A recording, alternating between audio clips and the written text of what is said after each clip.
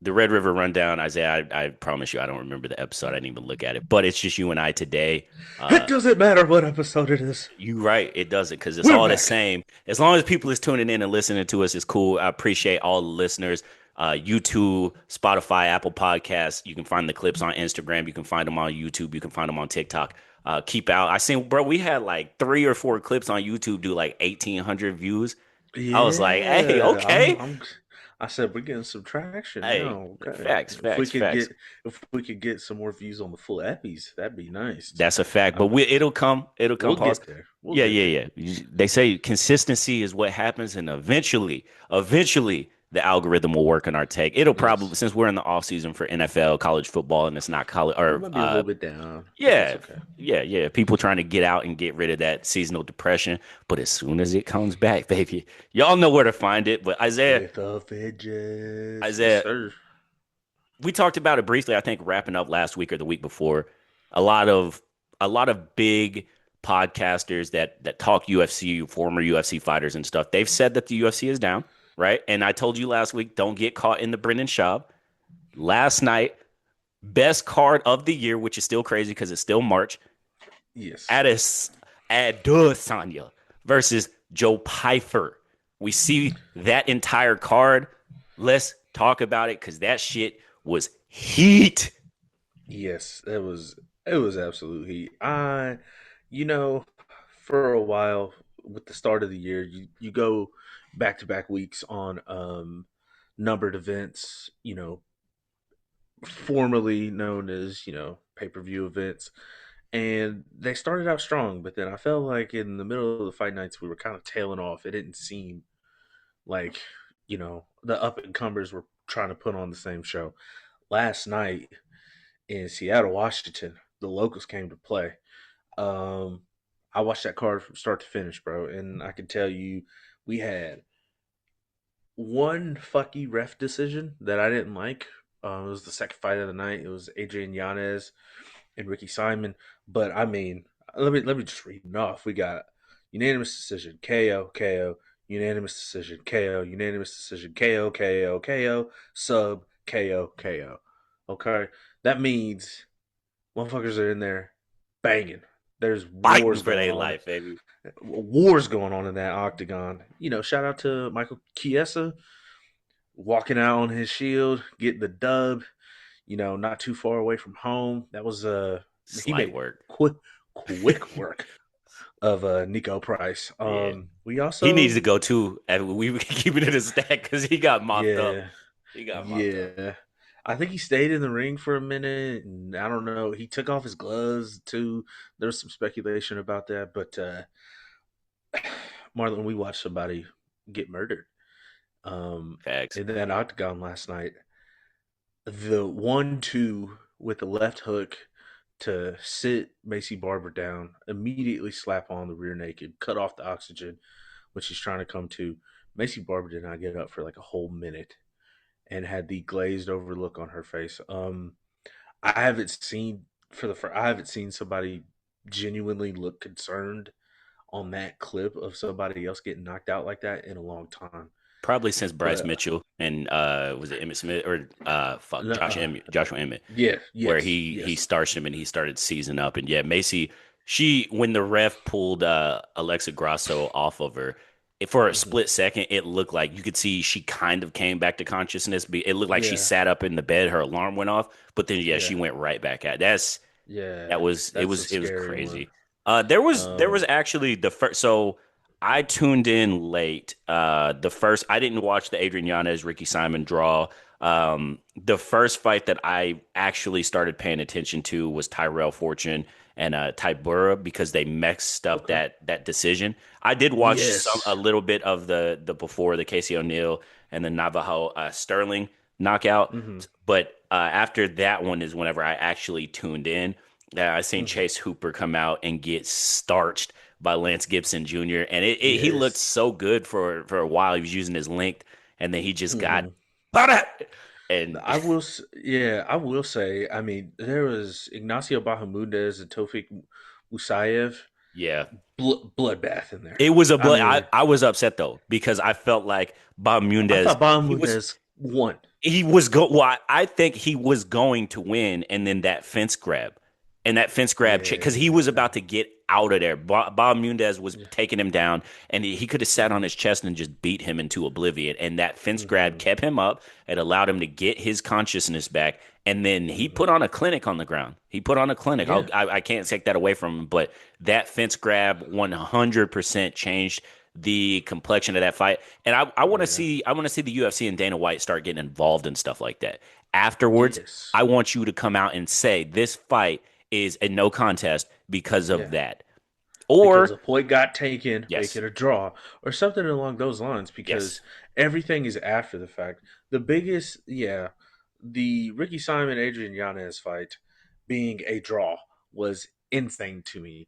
That I watched that fight and I felt like, it took these local, sanctioned refs, whatever state that they're in, man, I don't think they're calling it right. I mean, the Bahamundez one, the ref was on the wrong side. He couldn't even see it. That was the biggest thing that DC said. Navajo Sterling put out Bruno Lopez a lot sooner and literally had to keep beating this man up for another 30 seconds before the ref was like, oh, okay, all right, that's enough.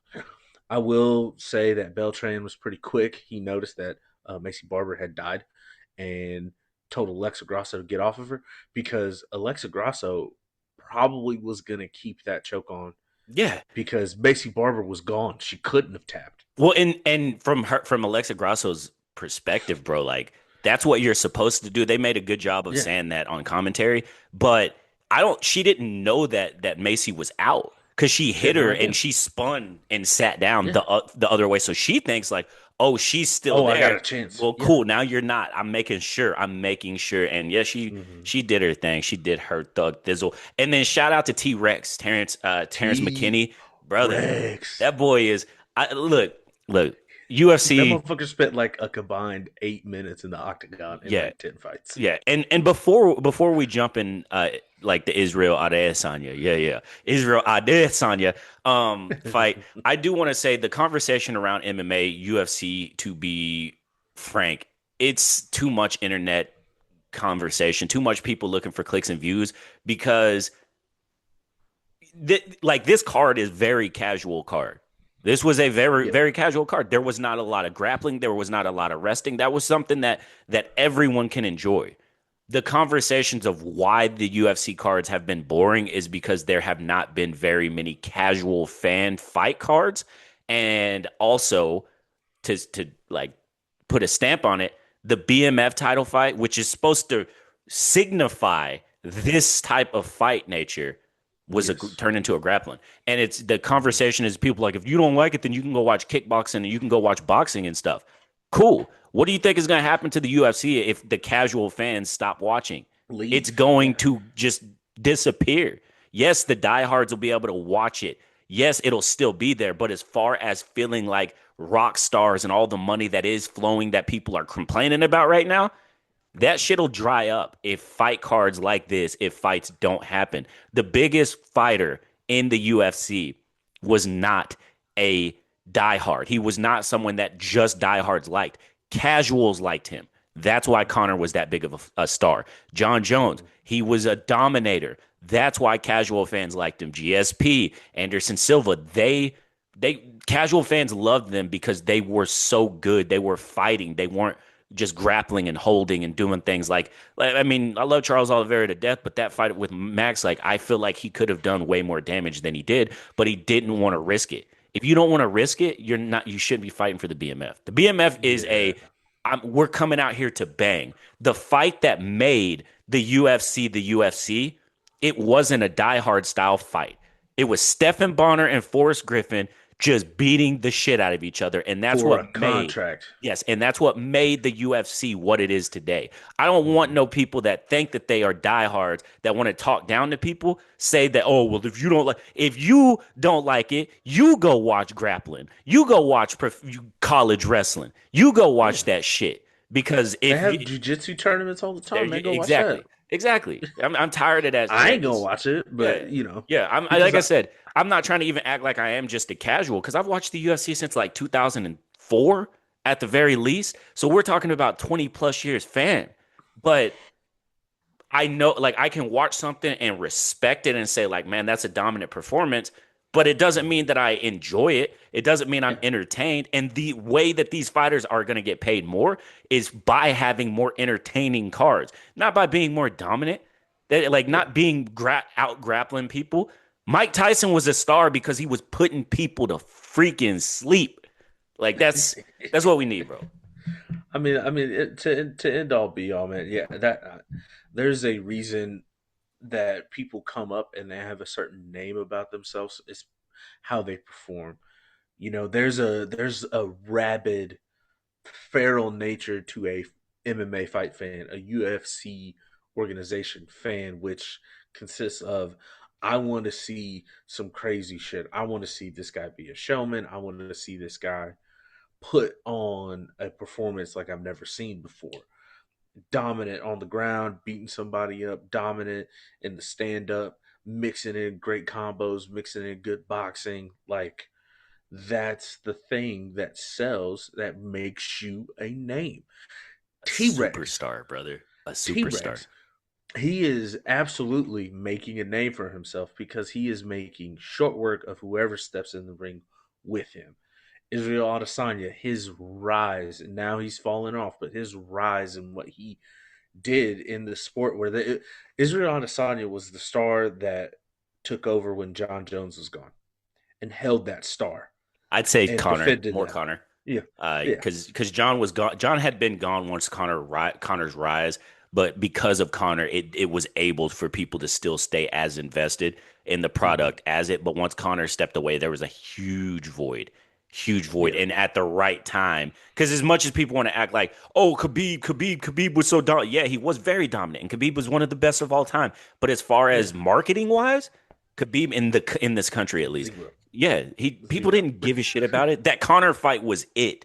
But people, Yeah. there wasn't a ton of people to But in who the sold country that at least. fight? Was it Yeah, Connor it or was Khabib? Connor. It was It Connor. was it wasn't it was it was Thousand just percent. yeah, it was the whole throwing a dolly through the bus window and all of that. That's what Yeah. made that fight bigger than it was. But like it wasn't like Izzy is a more global superstar than Khabib. That's Hmm. just what it is. Like people, there are more casual fans that know Israel Adesanya than there is casual fans that know Habib Nurmagomedov, and that's just Hmm. the thing. You are not a superstar just because you're very good. There's tons of wrestlers who win the gold medal in the Olympics. Nobody And knows nobody who they are. knows who they Yeah. are. What makes Exactly. you a superstar is when casual fans start paying attention, when you become a household name. That's what does. People listen to too much Joe Rogan and listen to Rogan talk about these guys as being like world class or world champions. And no disrespect because Joe Rogan is absolutely right, but that doesn't make you a superstar. Hmm. That guy's a murderer. Yeah. Who is this guy? Yes. That's the biggest thing. If you listen to his podcast, that could be seen as an outlet for people to, like, Diehards. maybe Google. Yeah, Google the Diehards. dude.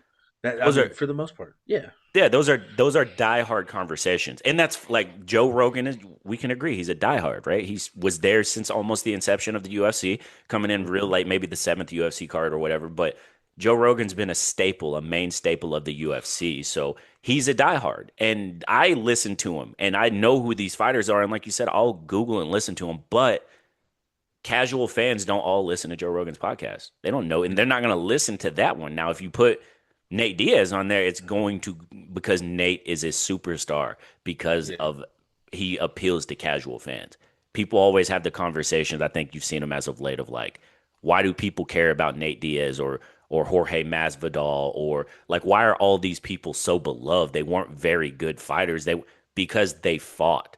They didn't come out here to point you. They came out here to make this shit entertaining. They're not in their exactly. eyes, they're not getting paid for winning a world championship. That doesn't put extra food on the table for their kids. What does is being more entertaining, selling more pay-per-views, and that's how you get paid in the UFC. And that's what makes them superstars. But Exactly. lead us into the Israel Adesanya. Sonya. What's your You know, thoughts, bro? more. I think you said it perfect when you texted me last night and said he has entered the Anderson Silva Reebok era. He's there, man. I the thing that has always scared me about how Izzy fights whenever he's feeling himself is he stands right in front of the guy and does not move. And that guy, that whoever he's fighting on the defensive side of it, what do? They catch him one time, get him off of the center line. He kind of retreats, covers up, and he gets himself in trouble because he feels like he's mixing in some good combos. And the biggest fault in that is by round two, you're not dry anymore. Pause. You know, you can't really fend off those takedowns as much. Your hands start slipping. You can't sprawl. You can't roll. And then he's either gonna, the whole way that he was able to get taken down. It's because he was hurt, and two, he got tired. And you could tell because in the first round, Joe Pfeiffer tried that 3 or 4 times. Izzy was stuffing the takedowns until that last one. That I mean, Joe Pfeiffer had to work to get that last one. It was like 10 seconds left, and then in the second round, Marlon, you saw it. He did not move his head off the center line. Joe Pfeiffer was countering him, hitting him. I mean, this dude was swinging for the fences, and Izzy was so on point with his striking until he got tired and he was like, I'm all right, I'm gonna try to put this dude out. He was destroying Joe Pfeiffer's lead leg. He could not stand up. He could not stand up. And I was like, bro, just keep doing that. What made you great is you made people's ability to lose their footwork and get desperate, and you would catch them because they couldn't play it anymore. And then he went away from it mid second round, got hurt, got gas, got taken down, and then got taken down to the point to where you're either in full mount or you got to give up your back, and you got to fight for 2.5 minutes in that spot. It's rough. I It was over by that point, man, and brother.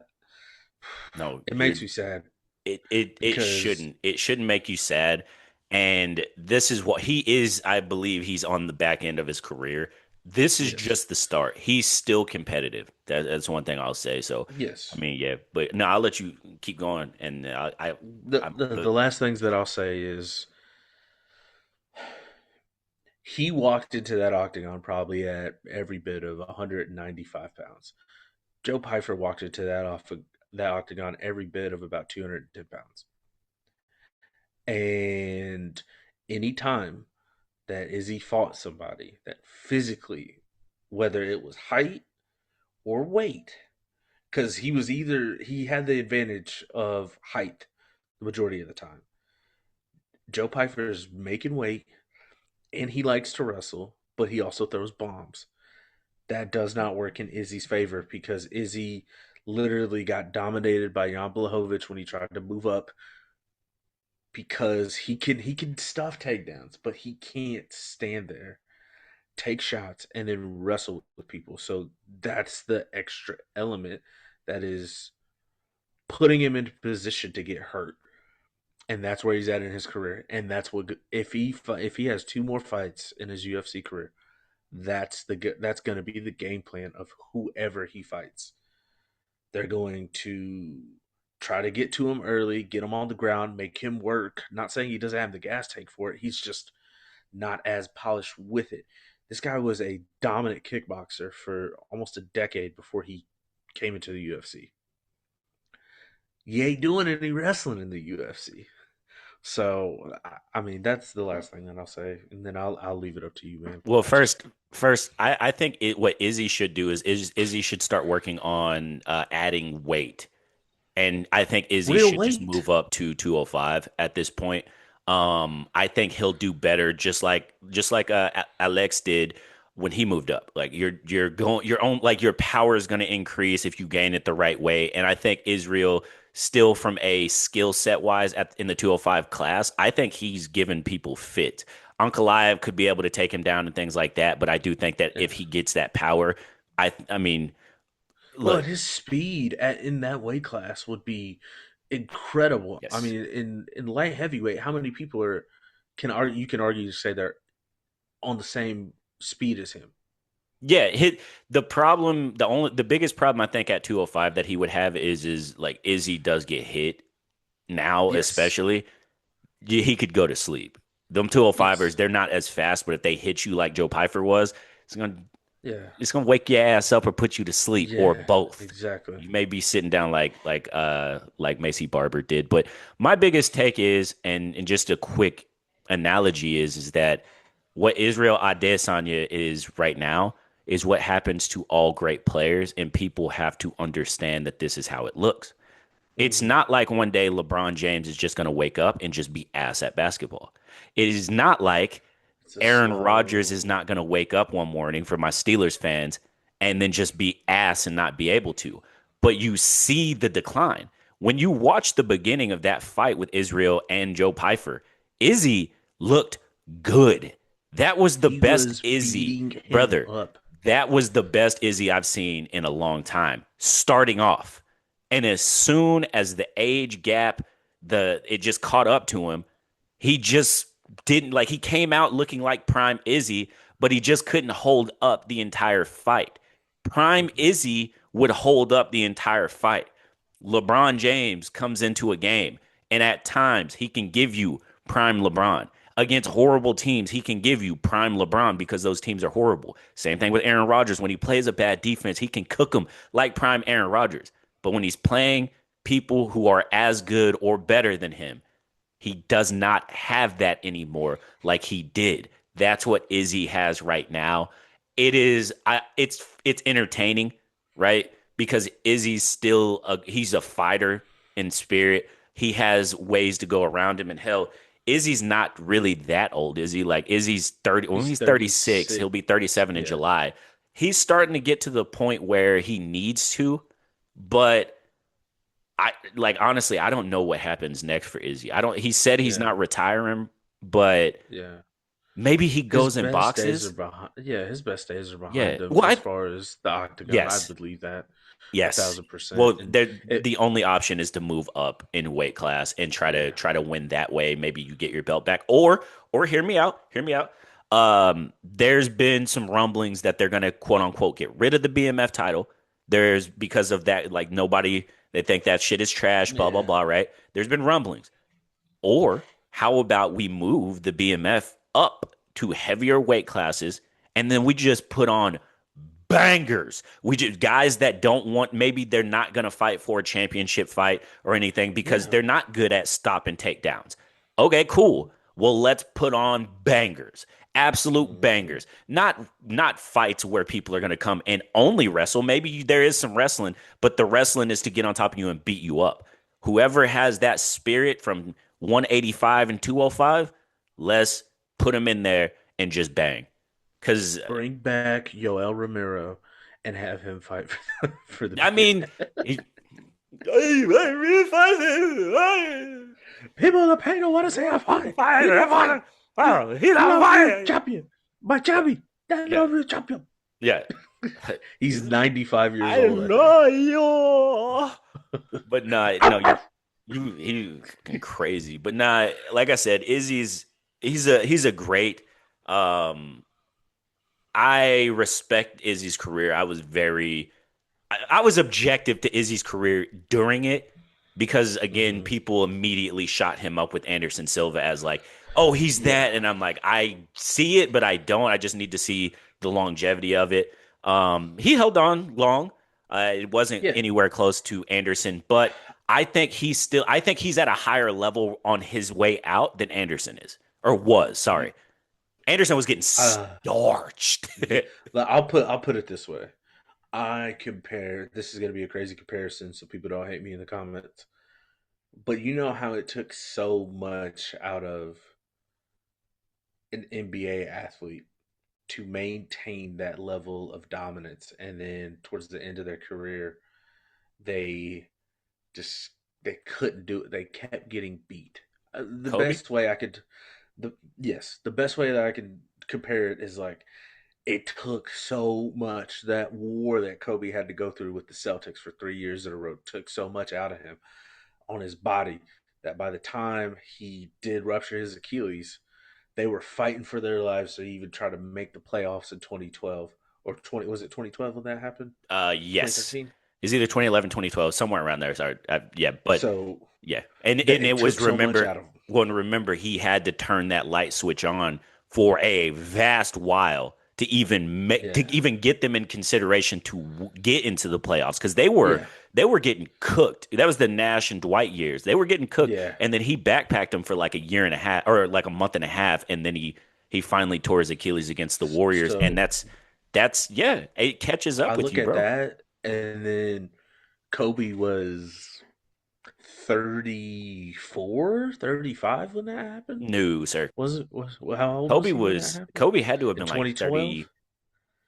Ooh, so Kobe retired in what, 15? he was 16, Okay. and So he he played had to have 20 been 35 or years. 36, 36, 37, 35. somewhere like that. Yeah, that's So Izzy. look at that. Yeah. Look at the It age. it Look it at also when. it makes LeBron what he's doing more special for the longevity of it, but it's also because it's a softer league. The physical And my toll doesn't. yeah, my point. That's what Izzy had to go through to beat Peloton. Yes. Plain and simple. So by the time he fought Strickland, he had already been through hell and back, got the belt back, and was Let, just trying to maintain that level of greatness. And against Strickland, he just it took so much out. That's the only comparison I let could say. let me ask you this because there used to be something that happened in the UFC back in the day, and they used to always highlight it, and it was just the rivalries, right? And we see Mhm. it obviously with their counterpart in WWE, where they always try to do rivalries, and that's kind of what sells it, like Stone Cold, The Rock, etc. Do you Mhm. think that Izzy and Alex is the best rivalry that the UFC has seen since? I'm trying to think, It's the maybe closest thing since because the one before that is you could maybe say Poirier and McGregor, I yes, but but no. I don't really consider that None of them because were for a title. It was a good no, it was a good rivalry, don't get me wrong, but it yeah, wasn't it was just hatred. There was mhm, no championship on the line. I'm trying to think of like championship fights and there's not I mean DC and John. yeah, I think they are I think Alex and Izzy are the best UFC rivalry since mhm. DC and John Jones. Yeah. They tried to do it with Kamaru and Kobe. It just That didn't was a work for him. solid one too, but again, Yeah, it just Kamaru, yeah, yeah, it was a good one, but Colby Covington, I don't think really deserved. He was no, he didn't not as deserve good. Yeah, he that wasn't. light. DC was at least I can say was close. Like he was close to John Jones's like level. I don't The think first Colby ever time, was. yeah, the first time that Poatan and Izzy fought, there was already a history behind it because they fought in kickboxing. Yes, So when Poatan beat him the first time, after Izzy dominated. yes, then it was like, oh shit, he is the next best thing since sliced bread.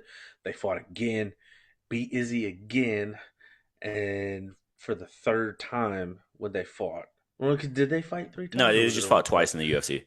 Twice, Yeah. but total, it was their fourth fight, right? Yes. Okay, Yes. so They fought twice in the glory. The first time was this decision that Izzy felt like he was robbed. The second one, Poatan knocked him out. Then they fought in the UFC.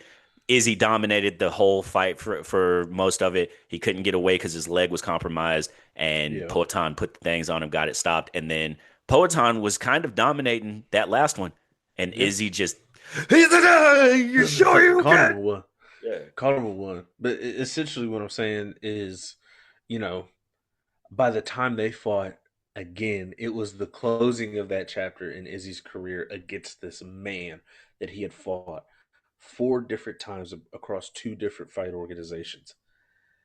That that is probably the best rivalry that we're gonna see. Now they're trying to play into other people right now, but it's not really working on that level because since Well, Poatan has lost to Izzy, I don't think you can though because of how rapidly people are changing weight classes. yes, I think they the weight could. class change, and also there's no like long history between fighters now Yeah, because of the move up yeah, or because they fought early in their career. This guy won, and then this guy's trajectory went this way, and this guy's went that way. yeah. 100%, 100%. But But with them, it was like they're Yeah. They both rose Rose like up. Yeah, that's the quick. same way. That's the same thing with John Jones in DC. DC rose a Hmm. little bit slower because he was in strike force and whatnot. And then when he came over, bro, he was dominating people. And it was like, Hmm. oh shit, they're both rising to the top. And it was they when they fought, they were both well, I guess John It was a little technically coke, wasn't.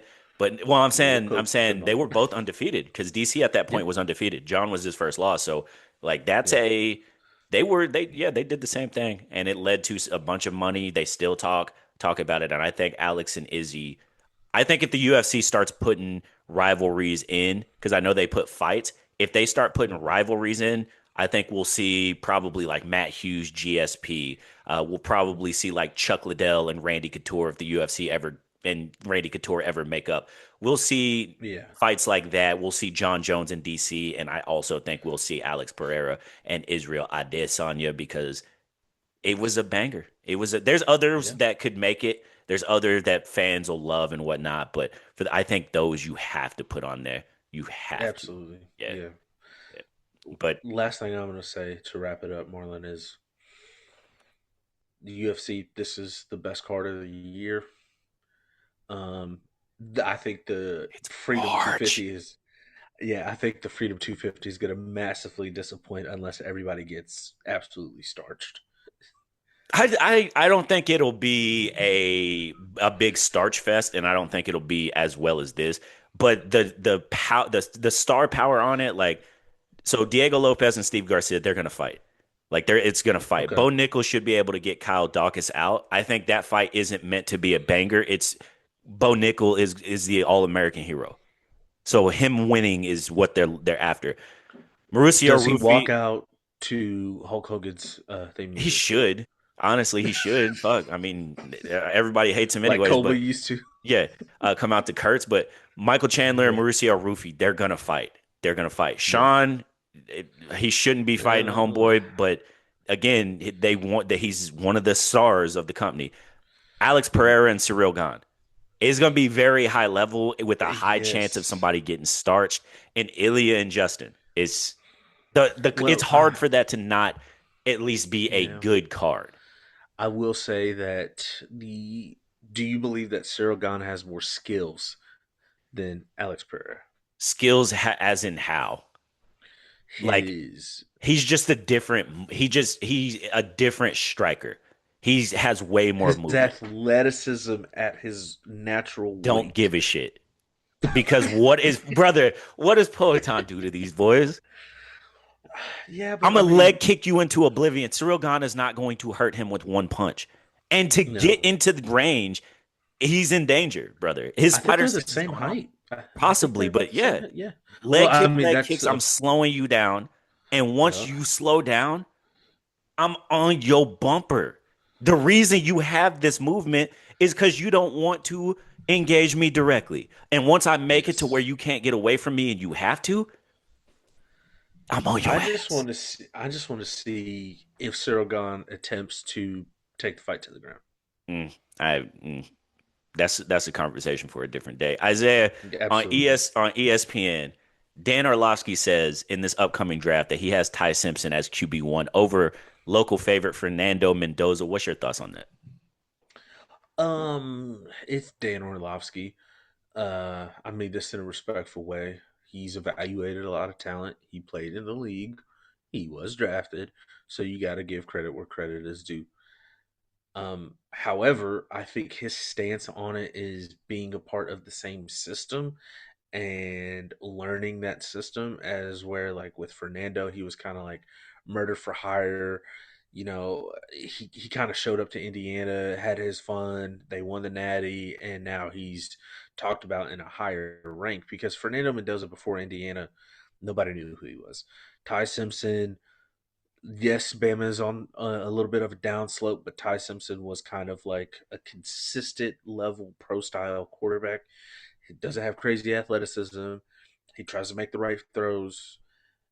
Does that make him QB1 over Fernando Mendoza as far as like evaluating his talent? No, but it's Dan Orlovsky saying it. I'm trying to see his vision in it, Oh, I but can I give you the really vision. don't. I'll give you the vision if I can read him right. I think what Dano is saying is that QB1, he's meaning that if you put Ty Simpson in the same spot that you had Fernando Mendoza is, he sees the Mhm. exact same thing.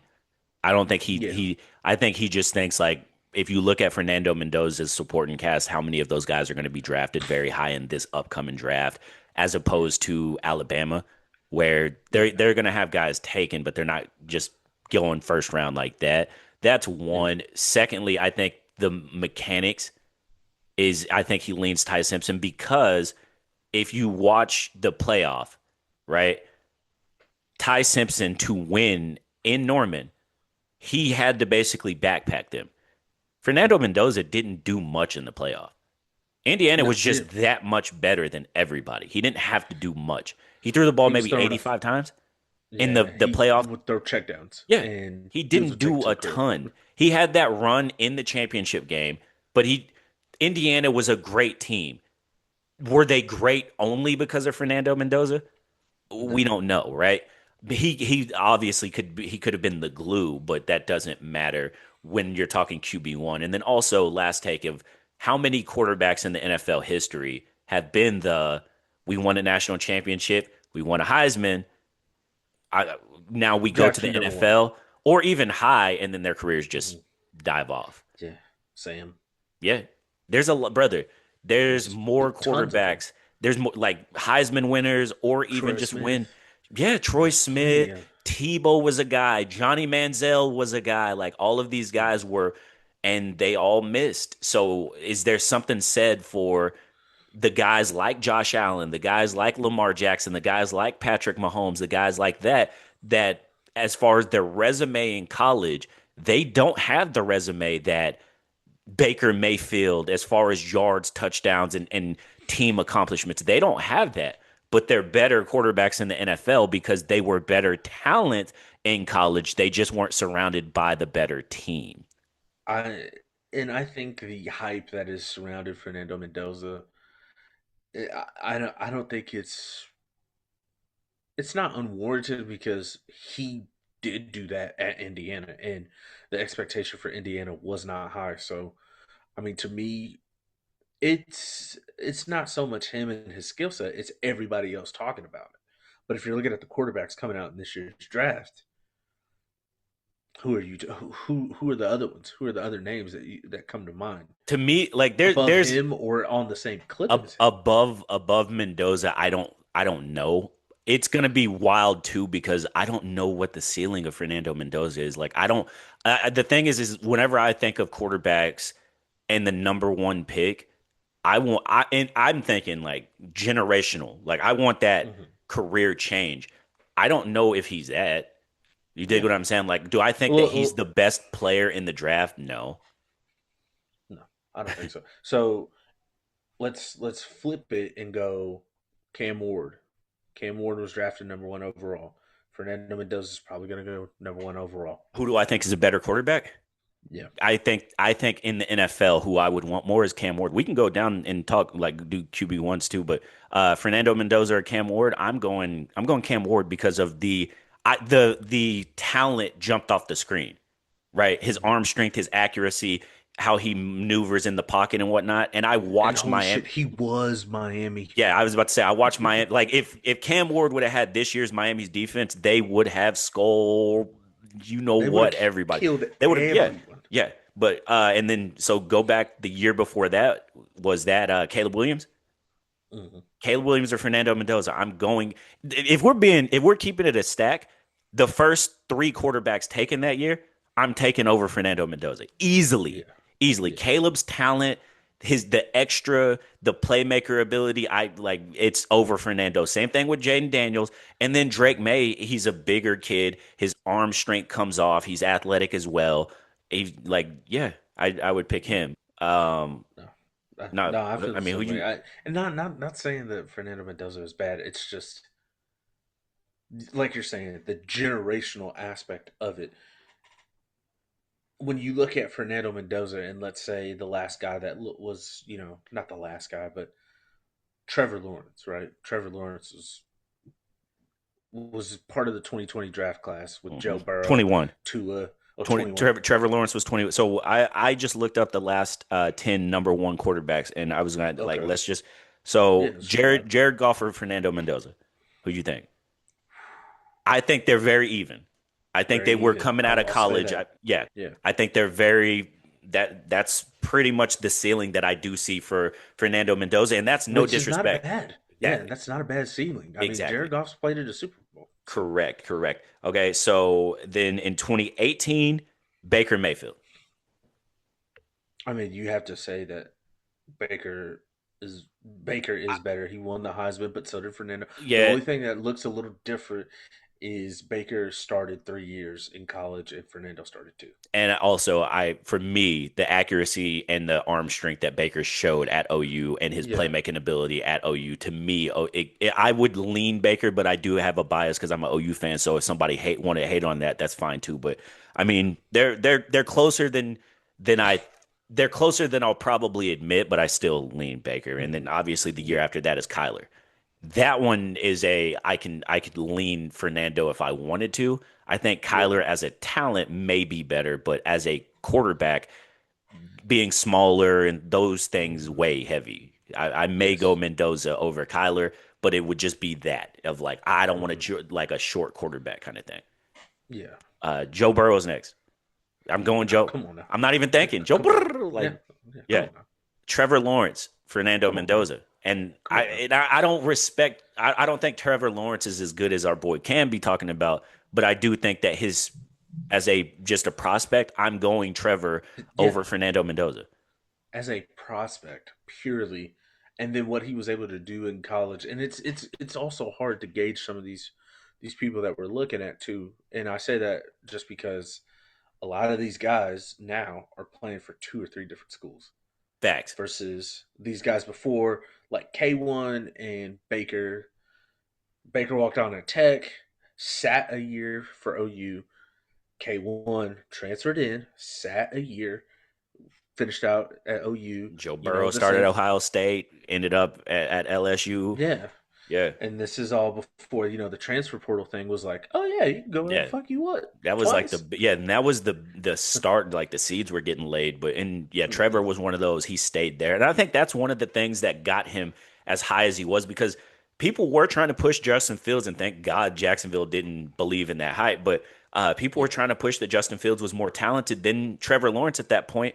And we Hmm. can see in real time now that Justin Fields was only that good in college because he played at Ohio State and he had great An receivers. embarrassment of riches. Yeah. Yeah, and that's why I don't believe in Will Howard. But anyways, and then the last one before is Bryce Young, and that one at the time I'd probably go Bryce because he started more years than Kyler. They're the Hmm. same size, and so I don't want to act like I didn't say that. But Bryce was able to do it for multiple years at Bama, and Bryce was Yes. the playmaker for Bama. He had a hell of targets. Don't get me wrong; like he could Yeah. throw the ball to whoever. They had a bunch of talent, but Bryce was doing his damn thing. You know what I'm saying? And that's Yeah. after Smitty and all them dudes. So, Yeah. I think right now it's hard because if we were ever to revisit this conversation between Bryce and Fernando or which we Fernando and will, Cam, we and will. we will, let's look at it for their first 4 years of the league and then just have that mindset of it because the first four for Bryce, that he's going into his fourth, his first year and a half was terrible. He's basically a bust, but he's pushing the LA Rams, who might have been low key the favorite to make it to the Facts. Super Bowl this past year. He's pushing them, Do you? on a team that had way less talent. Yeah. Do you think some people? It's just the quickness, the swiftness that social media and podcasts try to push the narrative of the league to make it fun to get views because that should be normal, right? Like in our Yeah, olden days, we used to think like quarterbacks in the league, they're going to get 3 to 4 years. And now after your first year, your first four starts, if you're asked, you should never play again. And that's kind of what was yeah, happening to Bryson. You see that yeah. you can wait and kind of transform something. I Um, mean, the argument could have been said, Joe. Joe was on a bad team his first yes. And year in that's Cincinnati, and then brother. tore his ACL. They were like 1-9 when he got hurt. He's Something terrible. He's yes, he's one of the biggest reasons that I say team wins, especially in the NFL, is not a quarterback stat. If that's what you No. say, even really a college stat of like, oh, he Mm-hmm. won this, and like, yeah, that's a team stat. That's not a quarterback stat. But Joe Burrow showed that because he came to Cincy, and if you didn't watch the games, you would think that Joe Burrow wasn't very good. Like, oh, they spent a first round pick, and it was like, no, that's why they had the first round pick is because they were bad. He was good. Yes. It was just they couldn't protect him at the time. Yeah. T. Higgins was a rookie too. That was really their only target. And yeah, but their defense was kind of good, and then they got Jamar, and then they took off real quick. So I mean, Mhm. he's proof of that. But that's I've always just kind of thought that social media, it's mostly for social media that people move on players so fast, and they Yes. get frustrated when their organization doesn't do the same. Like, why are they not? Why are they taking their time with it and shit? And it's like, look, You you should. have to, yeah. And that's Yeah. one of the conversations too of like that we were talked about last week or the week before, like JJ or Kyler. Should Minnesota move on that fast? You spent a first rounder. You gave him a year. He dealt with injury, right? Like you spent that first round.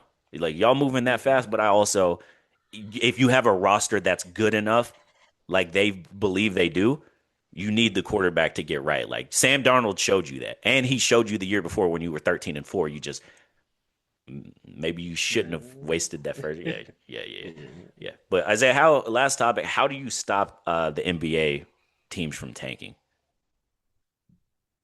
I think they've tried.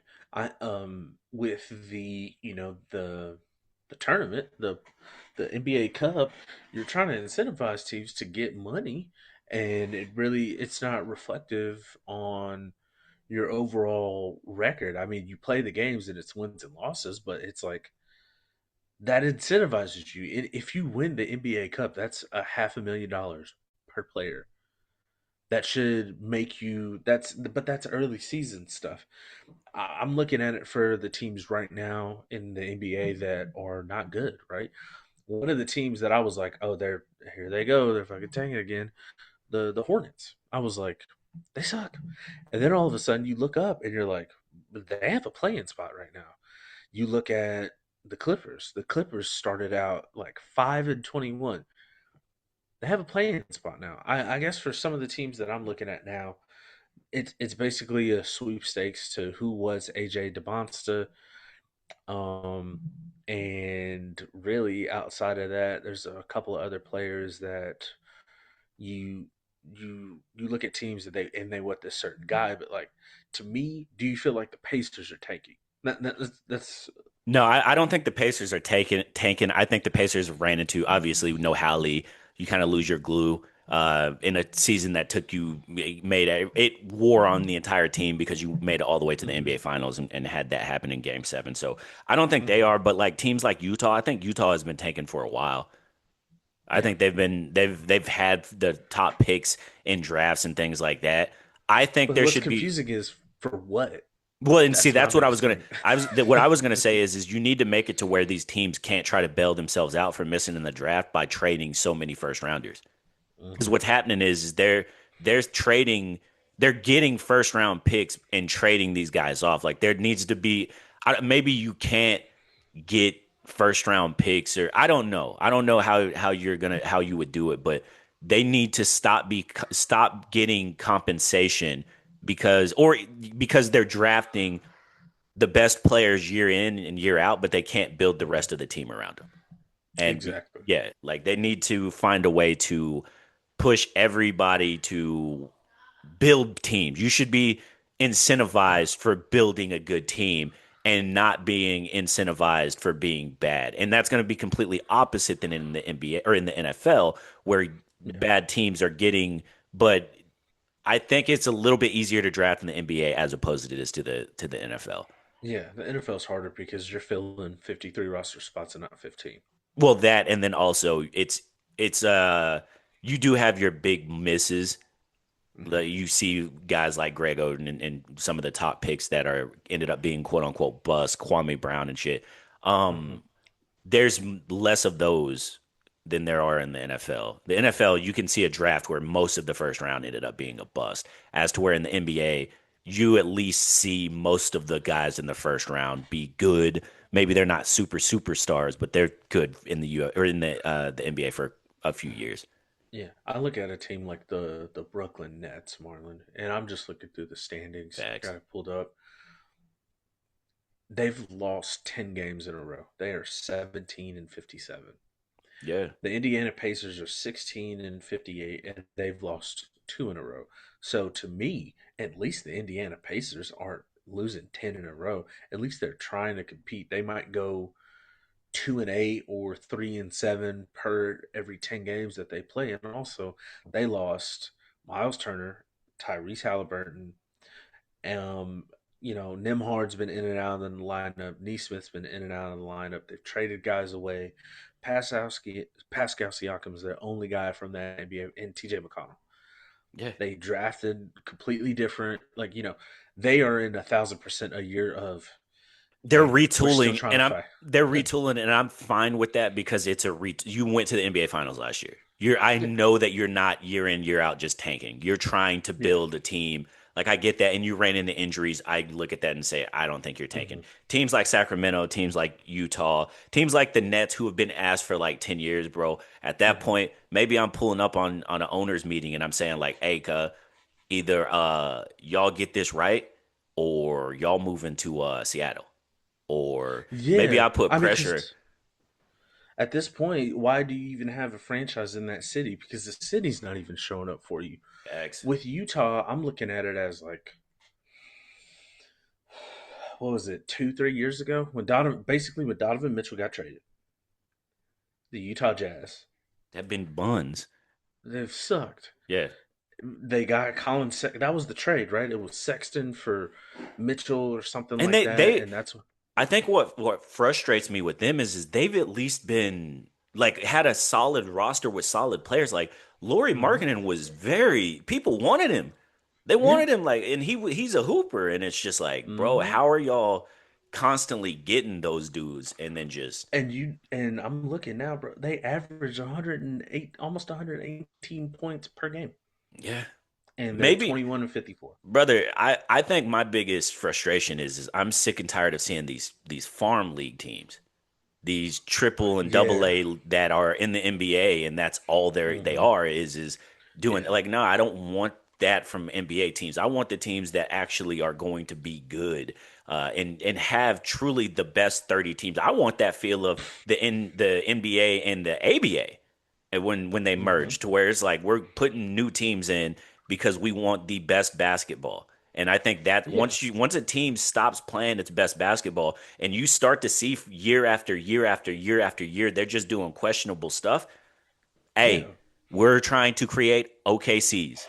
We don't want Yep. we don't want Charlotte Hornets even though they're turning it around. We don't want the Yeah. Pelicans. We don't want those, you know what I'm saying? We don't want the Washington Wizards. Yeah. And I mean, for the Mavs, it's the hangover of trading Luca and That was just yeah, trading, horrible. yeah, horrible front Horrible. office Yeah. management. I mean, even I'm looking at a team like Portland. When Portland Dame left, they sucked, god awful.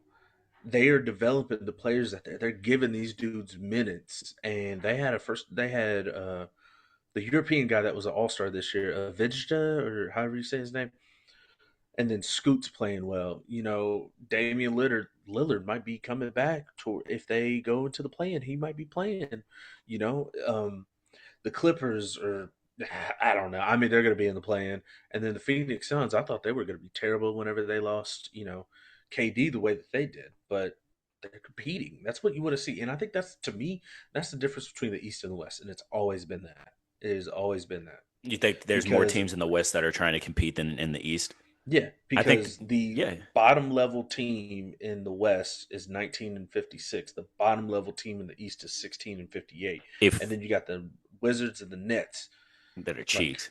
Buns. yeah. And if you want to not just crap on the whole Eastern Conference so that NBA fans like Cole, teardrop don't get on your helmet. It's 100% just say the the Eastern Conference is the Big 12 or the Big 10, sorry. The Eastern Conference is the Big 10. They're very top heavy and the Western Conference is the SEC because it's a Yeah, grind, bro. It's a grind. yeah. And I think too, when you look at if you're not a top tier team in the East playing against a top tier team in the West, I think that's the only thing that incentivizes the guys to get up and, you know, add that extra competitive aspect to their game. Because like when the Celtics play the Thunder, that's looked at as a hype game. That's potential finals matchup. That's, you know, we could see these teams again down the road, or like the Pistons play the Spurs or something, or the Pistons play the Lakers. Those are the only games that Eastern Conference teams like are getting up for. But if the Hawks are playing the Thunder, I got the you one. Lakers. That's a fact, Okay. but I got one for you. What if you know how the teams with the most losses have a higher chance to get the number one ball? Mm-hmm. How about you make it the worst record all the way through the teams that lost in the first round have the same chance to get the number one pick?